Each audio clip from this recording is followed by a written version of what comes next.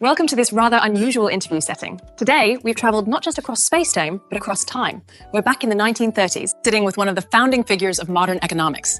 Yesterday, I gave him something curious, a document called the Bitcoin Whitepaper. He read it overnight, and today, he's agreed to speak with us. What does one of history's greatest economic minds think of this digital invention? Let's find out. Welcome, Mr. Keynes. It's an honor to have you with us in this rather unorthodox interview setting. Thank you for taking the time to engage with this white paper from the future. The financial world today is undergoing a radical experiment in decentralization.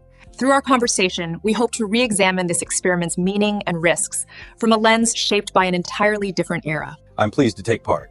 Frankly, I went through the document titled Bitcoin, a peer-to-peer electronic cash system last night, along with its related materials. I must admit, there is a kind of intellectual elegance to it, though perhaps more in theory than in practice. But let me be clear, it reads less like a monetary constitution and more like a digital epitaph for the gold standard. A system with fixed supply, no central bank, no lender of last resort, and no sovereign guarantee. Yet you call it money? To me, it resembles a more elaborate version of a beauty contest. People chase it not for any intrinsic or stable value, but because they believe others will irrationally chase it too, and hope to exit before the fools realize the game.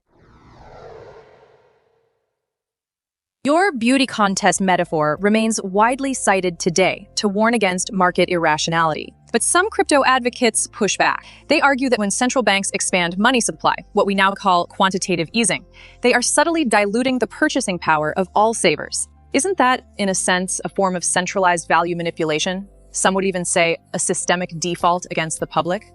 To call it a default is to miss the broader picture entirely. It wasn't a betrayal of value. It was a desperate act to preserve the system itself. We weren't devaluing money arbitrarily. We were preventing deflation, mass unemployment, and the collapse of social order. When the economy is a ship battered by a storm, you don't stand on principle. You patch the hull and steer to safety. This is not a laboratory of algorithms. It's a vessel full of lives. Let me be more direct. Money is not a commodity. It is a social contract. It's an extension of law, taxation, and state authority. People accept government-issued currency not because of blind faith, but because they know it will settle their taxes tomorrow. That state-backed obligation gives fiat money its anchor of value. Your so-called digital gold, by contrast, detaches itself from this foundation. Aside from speculative greed and a dream of future utility, what truly sustains it? That's a sharp distinction. Indeed, crypto assets have yet to establish the kind of sovereign debt-based consensus you describe. But their supporters would argue that's exactly the point. They were born out of distrust in state credit. They claim that the value lies in mathematically enforced scarcity, in code that cannot lie, a ledger that can't be tampered with. It promises total self-custody, no arbitrary inflation, no unlawful seizure, irreversible transfers. Do you see any future where such hard trust, built in code, could rival or even replace the soft trust of sovereign institutions? A ledger without courts, regulators, or arbitration? That sounds less like progress and more like an anarchist's utopia. What happens when fraud occurs? When contracts break? Where is your Supreme Court? And when liquidity dries up, who plays the lender of last resort? You chant, code is law, as if that solves everything. But in reality, it avoids the very questions that matter most. That's precisely the tension crypto has yet to resolve. Their solution was to decentralize power, to hand it over to thousands of anonymous nodes, to replace top-down authority with consensus algorithms. But as you rightly anticipate, this model faces serious hurdles in efficiency, in accountability, and in upgrading when things go wrong. There's a certain elegance in the design, I'll grant you that. But the world doesn't run on logic alone. It runs on lawsuits, negotiations, and human messiness. When justice can't be coded and fairness can't be automated, what you're left with is not a guardian, but a tyrant in code.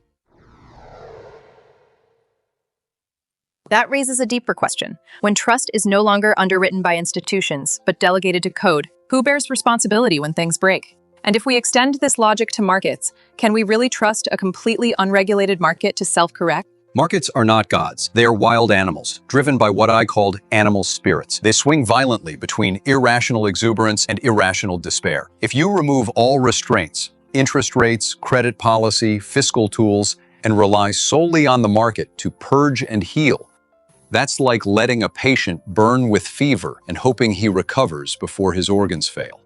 But by the time he does, society will already have collapsed. In the long run, yes, we are all dead.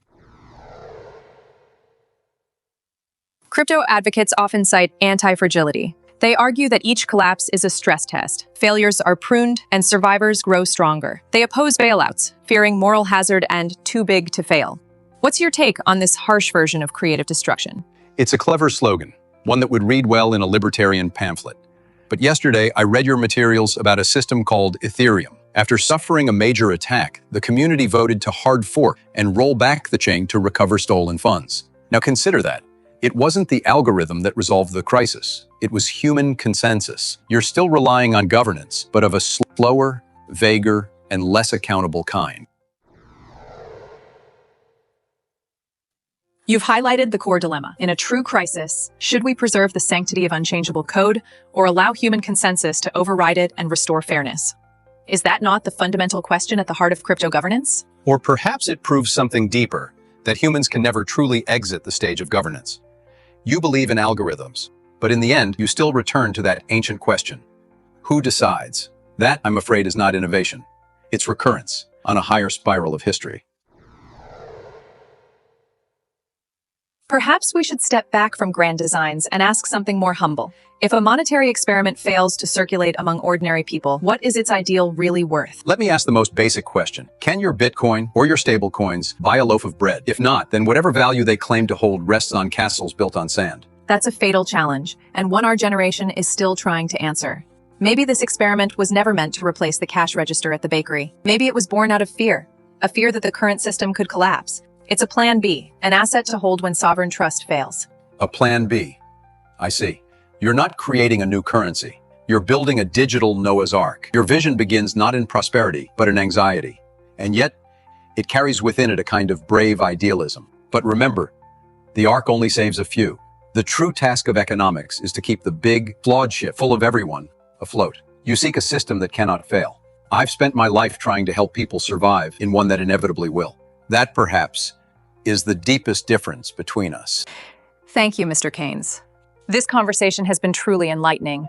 This is Crypto Decoded, an AI interview series where we explore cryptocurrency through virtual dialogue. Who should we speak to next? Leave a comment, and we'll see you in the next episode.